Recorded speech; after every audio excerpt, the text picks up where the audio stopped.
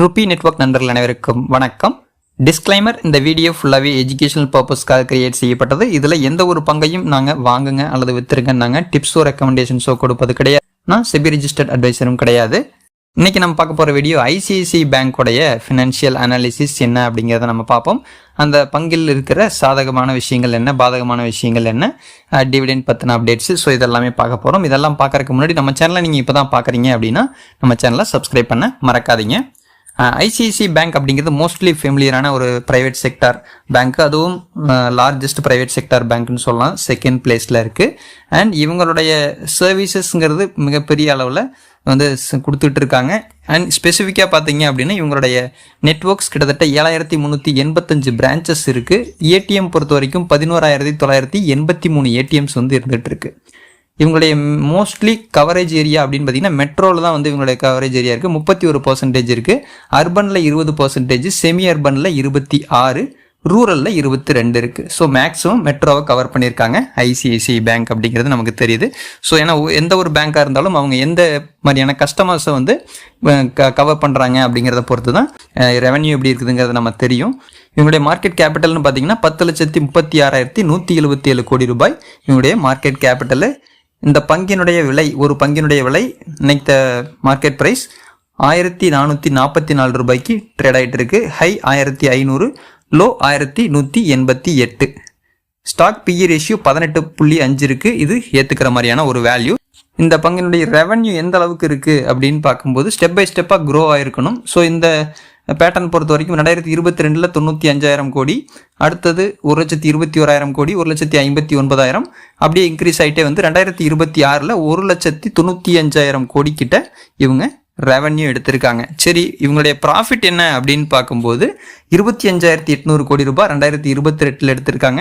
கன்சிஸ்டண்டாக again வந்து grow ஆகி develop ஆகிட்டு 2023 34,483 கோடி ரூபாய், அடுத்தது 2025 54,449 கோடி, இப்போ 2026 வந்து பார்த்தீங்கன்னா 57,673 கோடி ரூபாய் ப்ராஃபிட் வந்து எடுத்திருக்காங்க.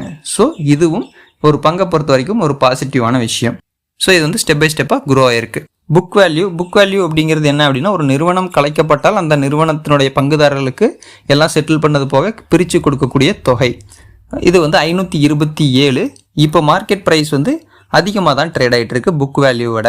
Dividend yield 0.83. இதில் வந்து எவ்வளோ டிவிடெண்ட் கொடுத்துருக்காங்கிறதும் உங்களுக்கு நான் தனியாக காட்டிடுறேன். ROCE 7.59 இருக்குது. இது வந்து ஒரு டாப் லெவல்னு சொல்ல முடியாது, ஆவரேஜ்னு சொல்ல முடியாது, பிலோ லெவலில் தான் இருக்குது. ரிட்டர்ன் ஆன் ஈக்விட்டி 17.3 இருக்குது. இது ஓரளவுக்கு ஏற்றுக்கிற மாதிரியான ஒரு வேல்யூ. ஃபேஸ் வேல்யூ 2 ரூபாய் இருக்குது.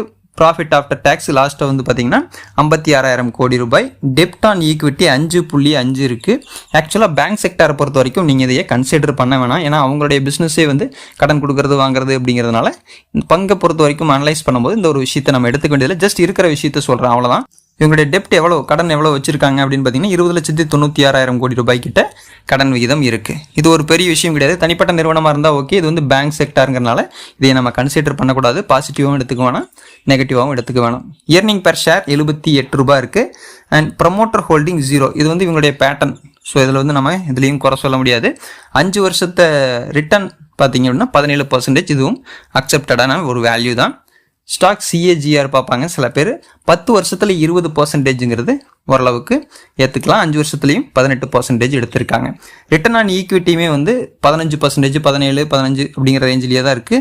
ஸோ இதுவும் ஒரு ஒஸ்ட்டுன்னெலாம் சொல்ல முடியாது, ஓரளவுக்கு ஆவரேஜ் லெவல். இவங்க டிவிடெண்ட் கொடுத்துருக்காங்கன்னு சொன்னோம் இல்லைங்களா. ஸோ இந்த டிவிடெண்ட் வந்து எந்த வருஷத்துலேருந்து எவ்வளோ கொடுத்துருக்காங்க அப்படின்னு பார்த்தீங்கன்னா, நான் எடுத்துக்கிறது 2022 எடுத்திருக்கேன். 5 ரூபாய் கொடுத்துருக்காங்க. ஒரு பங்கிற்கு 5 ரூபாய் டிவிடெண்டாக கொடுத்துருக்காங்க.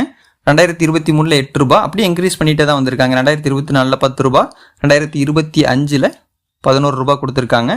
3 ஆகஸ்ட் எக்ஸ் டேட்டை அறிவிச்சிருக்காங்க, இன்னும் கொடுக்கல. 12 ரூபாய் டிவிடெண்டாக கொடுத்துருக்காங்க. ஒரு பங்கு வச்சிருக்கவங்களுக்கு 12 ரூபாய் வந்து உங்களுக்கு டிவிடெண்டாக கிடைக்கும். ஸோ இதுவும் ஒரு எக்ஸ்ட்ரா ஒரு போனஸான ஒரு அமௌண்ட் மாதிரி தான் இது.